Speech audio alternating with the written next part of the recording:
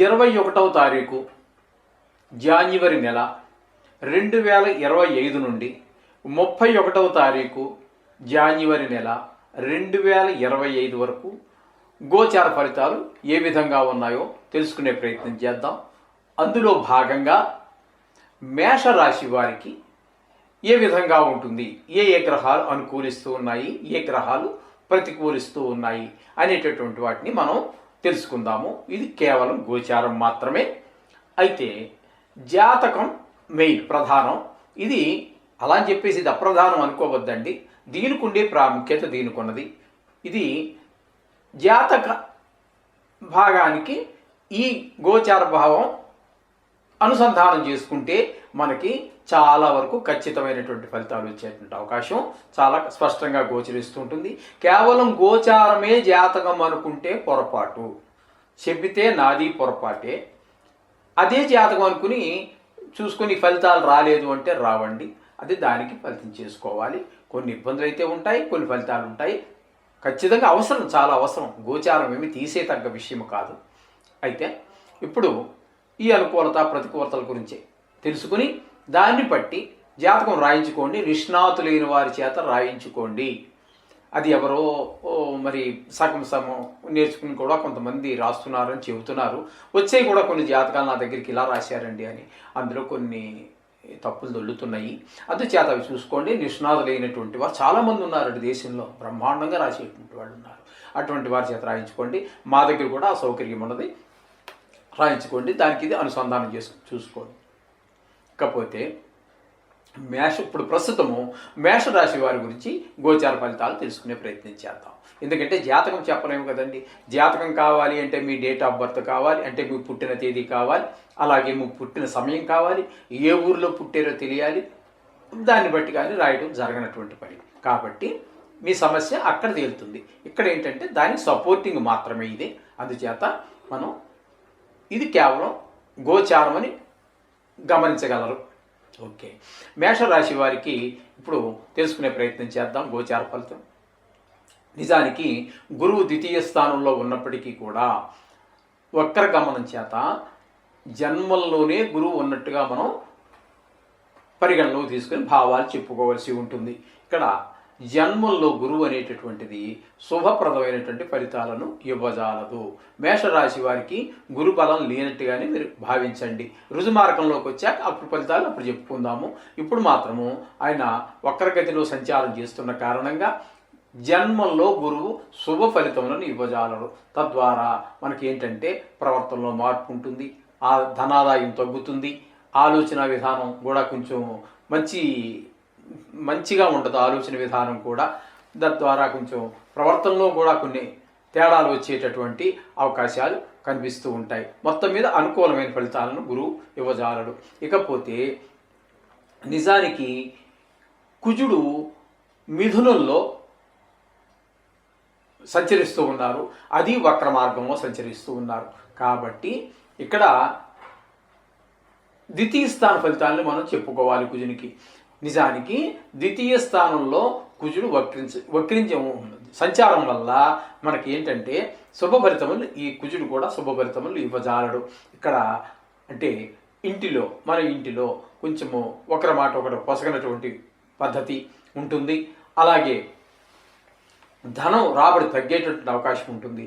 మాటలో కొంచెం సౌమ్యత లేకుండా ఎవరినంటే వాళ్ళని కొంచెము దూషణ విధానంగా లేకపోతే కసురుకున్నట్లుగా అట్లా మాట్లాడడం అన్నీ జరుగుతూ ఉంటాయి. తద్వారా శత్రువులు పెరుగుతూ ఉంటారు.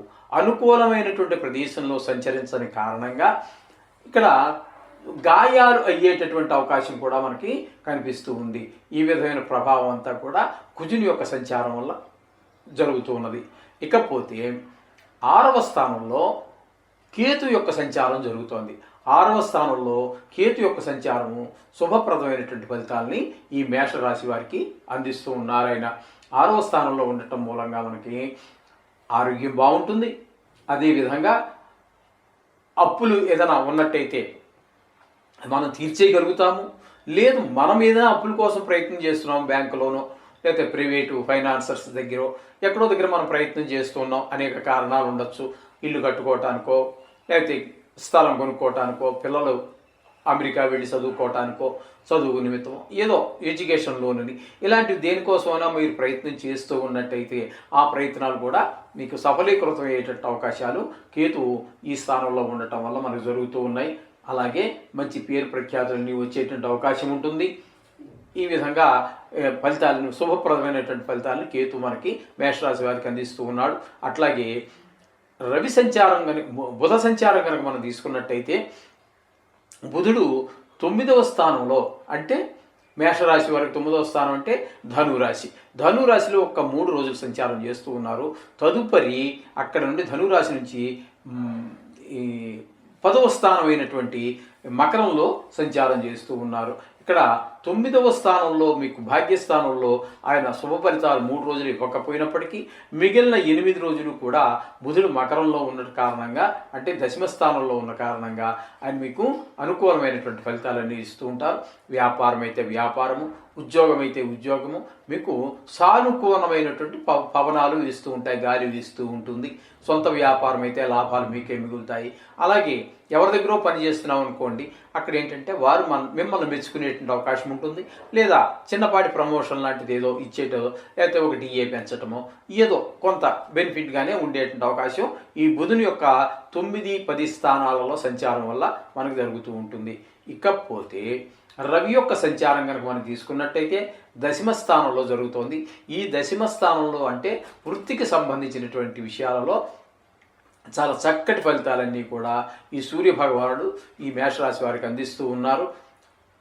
కొంతమందికి ఇంక్రిమెంట్ కలవచ్చు, లేదా వారి యొక్క యజమాని అంటే బాస్ అంటారు కదా, ఆయన మెచ్చుకోలు కావచ్చు, లేదా మన అదే ఆఫీసులోనే ఉండొచ్చు, ఎక్కడో వేరే ప్లేసులు, అంతకంటే ఉన్నతమైన ప్లేసులు ఏమో రకరకాల స్థానాలు ఉంటాయి కదండి. అందులో ఒక స్థానంలో ఎక్స్ట్రా దానిలో కూర్చోబెట్టడం కావచ్చు, లేకపోతే బాగా చేసేవని మెచ్చుకోవడం కావచ్చు. ఏదైనా వృత్తిలో ఒక ఆనందం, సంతోషం కనిపిస్తూ ఉంటుంది. అలాగే ఆరోగ్యపరంగా కూడా కొన్ని మంచి ఆరోగ్యం కూడా చాలా బాగా ఉంటుంది. ఈ విధమైన ఫలితాలని దశమ స్థానంలో ఉన్నటువంటి రవి ప్రసాదిస్తాడు.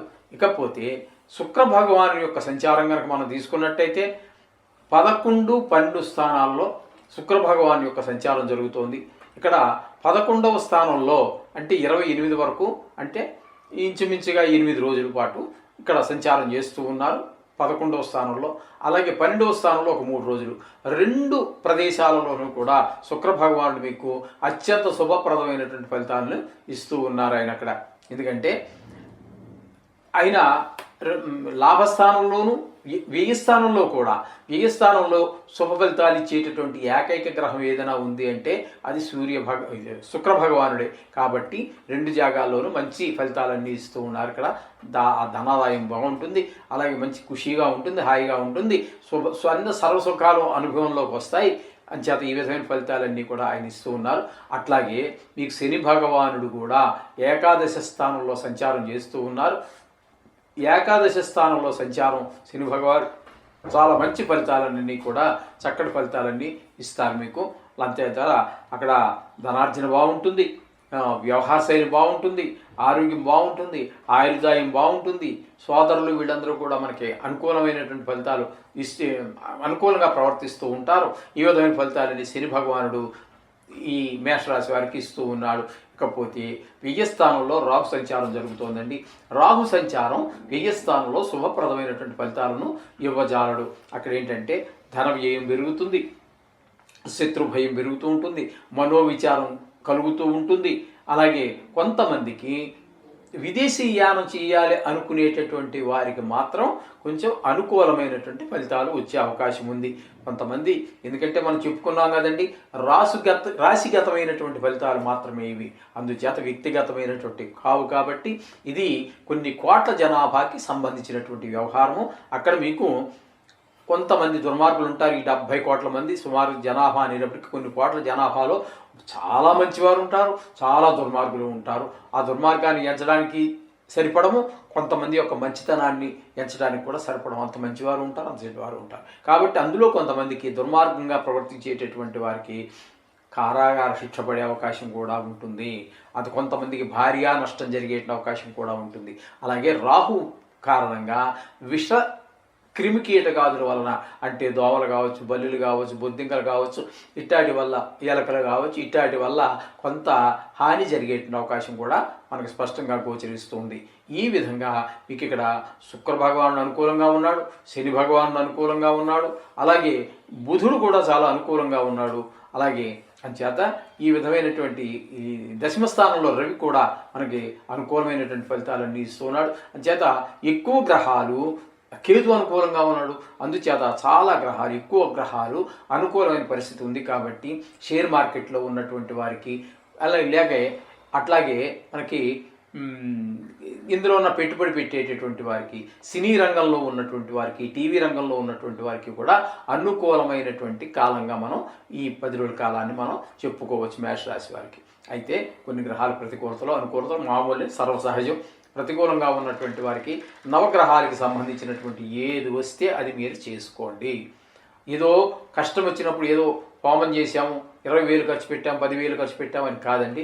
అవసరం వచ్చినప్పుడు వాడుకుని, అవసరం లేనప్పుడు ఆయన మొహం చూడకుండా ఉండకూడదు. కానీ ఇది మానవ సహజం.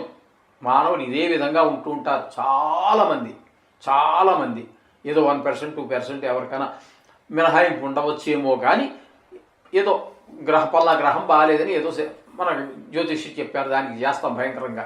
ఆ రోజుతో వదిలిపెట్టకూడదండి. అలా పరిస్థితి మారగానే. అందుచేత ప్రతినిత్యము మనం నడిపించేవి నవగ్రహాలే కాబట్టి నవగ్రహాలకు సంబంధించినటువంటి శ్లోకాలు ఏదో ఒక 2 minutes రోజు ఒక పూజలో ఆ యొక్క నవగ్రహాలకు సంబంధించినటువంటి వ్యవహారాన్ని చదువు పఠించండి, నమస్కారం చేసుకోండి. ఇదంతా శుభం జరుగుతుంది.